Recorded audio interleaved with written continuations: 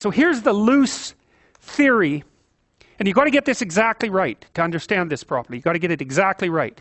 And it's really important because insofar as you guys are interested in psychology, especially in the experimental end of psychology, measurement is everything. And so much of what psychologists publish and write about is incorrect.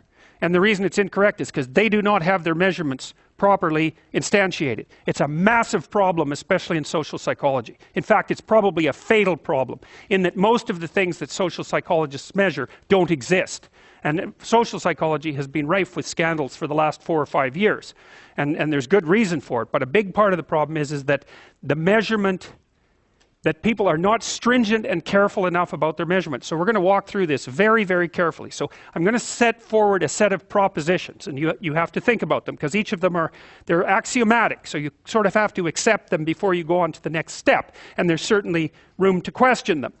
But here's the bare bones of the psychometric model of personality. So we'll call it roughly the Big Five model. And the reason it's called the Big Five model is because the psychometric investigations have indicated that you can specify human personality along 5 basic dimensions. You might ask, well, what exactly is personality? And, well, that's partly what we've been trying to wrestle with the entire course so far. And I would say, or what exactly is a trait? Think of a trait as an element of personality. And I think the best way to think about a trait is as a sub-personality. So you're made up of sub-personalities that are integrated into something vaguely resembling a unity, but the unity is diverse. There are describable, stable elements that characterize you, that are elements of your being. So, for example, here's some common ones.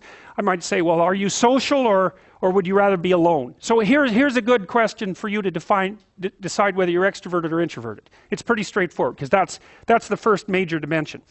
Basically, if you take any set of questions about any set of questions that could be applied descriptively to a human being, and you subject them to a statistical process called factor analysis, you can determine how they group together. So what I would be interested in, let's say I asked you 100 questions. Let's say I asked 100 questions of you and 100 other people.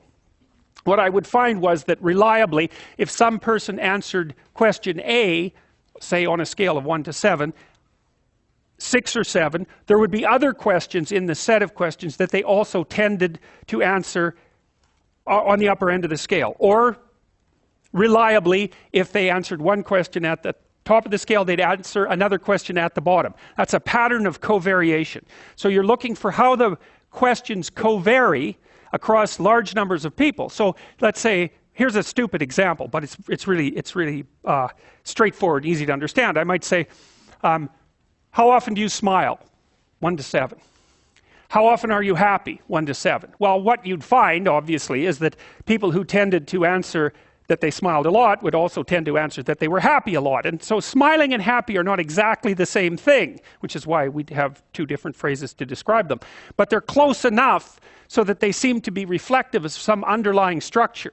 And so that's what a factor analysis does. It allows you to take a large set of questions, to administer it to a large number of people, and then to statistically analyze it, looking how the questions relate to one another across the entire group, so that you can infer what the underlying structure is. And here's the question in some sense. If I ask you 100 questions, how many questions am I really asking you? Because you might say, well, do you smile a lot? Are you happy? Do you wake up eager to start the day? And you say, well, is that one question asked 3 ways? Or is it 3 separate questions? And the answer is, well, if the answers reliably covary, then it's reflection of an underlying single dimension. Now, obviously, those questions are slightly different. Now, but they'll relate to one another stably. And so you can infer out the central stable factors. Now, it might be the case that, so here's an example. Because you might ask, how many stable underlying dimensions are there in any set of questions? If I ask you questions that relate to your capacity to manipulate abstractions, I'll find that there's one factor. So imagine you had an infinite library of problem-solving questions. Doesn't matter what they are. Capital of Georgia. Here's a sequence: 2, 4, 6, 8, 10. What's the next number? Here's 5 patterns. And they transform predictably across the pattern array. Here's 5 alternatives that the next pattern might be. Pick that one. Here's 10 words. Tell me what they mean. Anything like that. Here's a mathematical operation. Compute it. Anything like that. Imagine you had a very large library of questions like that. Okay, an infinite library. And you took random sets of 100 questions from that library. And you gave those sets to 1,000 people. What you'd find was that people who, and the score, say you gave them 100 questions, and then you summed across all the items to see how well they did. What you'd find was that people who did very well on one set of items would do very well on another set of items, and very well on another set of items. And that would be the same for people who did badly. If they did badly on any one of the sets of randomly chosen items of abstraction, they do badly on the rest. That's basically IQ. That's all there is to it. So what IQ does is correct that for age. But other than that, that's all there is to it. And the thing that's interesting about those random sets of abstract problem-solving questions is there's one dimension. That's it. Intelligence has one dimension. And it's one of the most terrifying statistics that are known to social scientists. And IQ is an extraordinarily powerful predictor of long-term success, especially in complex jobs. And the reason for that, it's quite straightforward. Most complex jobs throw random sets of complex problems at you. That's their definition. So, for example, if you're working as a lawyer on complex court cases, you have to be able to read very quickly, you have to be able to abstract, you have to be able to problem solve, you have to be able to formulate arguments, and you have to do that repeatedly in different ways across very large spans of time.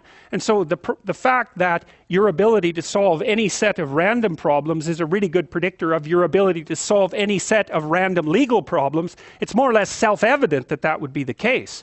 But the thing is, the thing that makes IQ so damn powerful, and it's one of the personality traits, roughly speaking, the thing that makes IQ so powerful is you can basically get a decent measure of it in 20 minutes. It's very terrifying. Anyways, we'll go into IQ in some depths as we progress through the course. But you get one dimension out of a factor analysis of IQ. Now, in the personality domain, using descriptive items, you don't. You get 5 dimensions.